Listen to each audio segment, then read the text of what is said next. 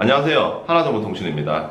연말정산 다들 하시죠? 연말정산을 하시는 분들이라면 문화비 소득공제라고 들어보셨을 겁니다. 이번 영상에서는 25년 7월 1일부터 문화비 소득공제가 추가되는 업종에 대해서 알아볼 텐데요. 바로 수영장과 헬스장이 여기에 속합니다. 그럼 문화비 소득공제가 적용되는 업종이 늘었으니까 좋은 거 아니냐라고만 단순하게 생각할 수가 있는데 반드시 알아둬야 될 주의점이 있습니다. 25년 7월 1일부터 시행이 되기 때문에 현재 운영 중인 수영장과 헬스장에서는 이 사실을 모르고 있는 점주님이 있을 수도 있고요. 그리고 7월 1일이 되었다 하더라도 사용자가 무언가를 결제를 하러 갈 때 문화비 소득공제가 적용되는지를 먼저 문의를 주셔야 됩니다. 왜냐하면 문화비 소득공제를 신청하지 않은 사업자 같은 경우에는 결제를 하신다 하더라도 문화비 소득공제를 적용받지 못하기 때문입니다.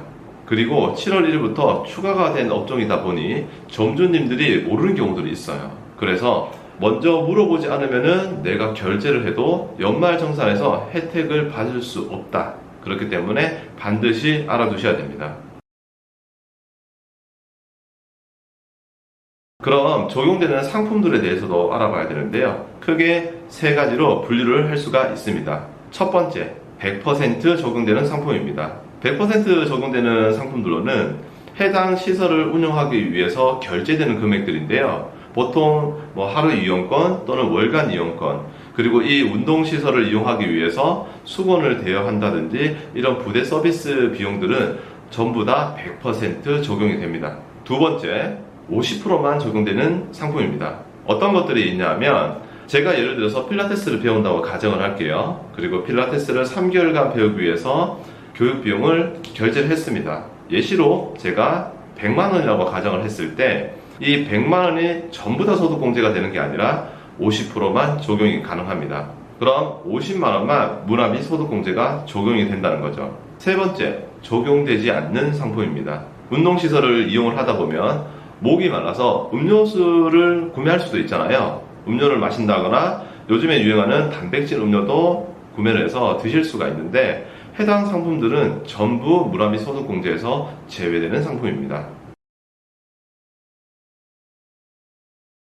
그럼 그렇구나. 그러면은 알아서 매장에서 결제를 해주겠구나 라고 생각하실 수가 있죠. 자, 여기서 점주님들, 그러니까 운영하시는 분들 입장에서 주의하실 점이 있습니다. 문화비 소득공제는 반드시 결제기가 나뉘어져 있어야 됩니다. 한 가지로 전부 다 사용하는 업종도 있긴 합니다. 어떤 거냐 하면 100% 문화비 소득공제가 적용되는 상품들만 서비스하는 수영장 또는 헬스장이라면 결제기 하나로 전부 다 사용이 가능합니다. 다만 우리가 수영장이라든지 헬스장 같은 걸 보시면은 요즘 음료 같은 걸 많이 제공을 하잖아요. 그러다 보니 결제기 분리가 반드시 필요하게 됩니다.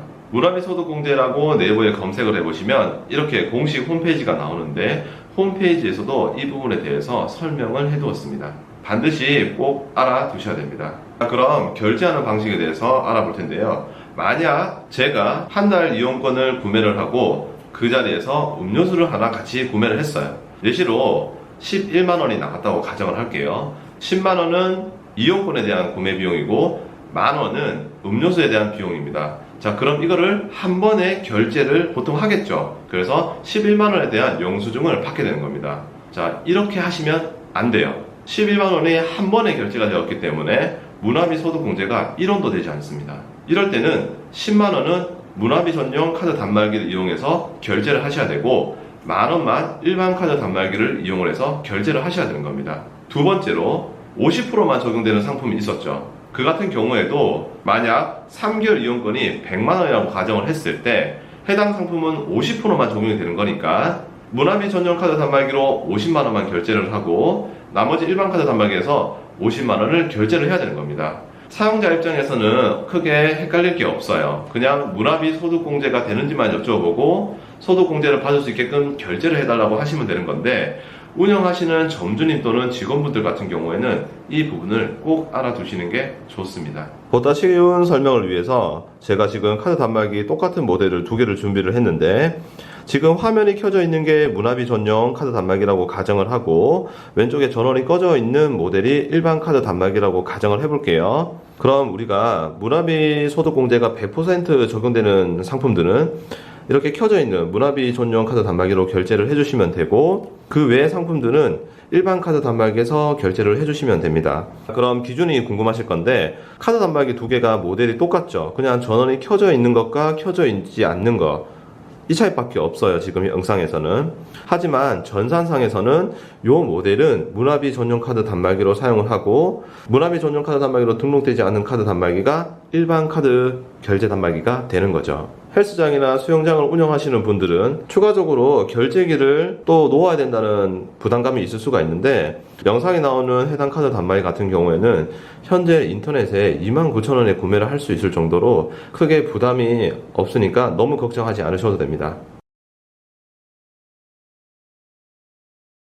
문화비 소득공제에 대해서 알아봤는데, 끝으로 요약을 하자면 수영장과 헬스장을 이용하시는 분들은 이용하기 전에 문화비 소득공제가 적용되는 매장인지 발급이 가능한 매장인지 해당 매장에 문의를 해보시는 게 가장 좋은 방법이고요. 두 번째는 점주님 입장에서는 문화비 소득공제가 수영장과 헬스장에 업종이 추가됐으니까 요청하는 고객들이 반드시 나올 거란 말이죠. 하지만 우리 매장은 되지 않는다라고 얘기를 해버리면 다른 곳으로 이동을 할 수가 있겠죠. 그리고 괜한 고객들의 항의를 받을 수가 있으니까 사전에 준비해 주시는 것이 좋을 것 같습니다. 지금까지 25년 7월 1일부터 문화비 소득공제에 추가되는 업종에 대해서 알아봤고요. 그 외에 어떻게 결제를 하면 되는지에 대해서도 알아봤습니다. 영상이 도움이 되셨다면 좋아요, 구독 부탁드립니다. 감사합니다.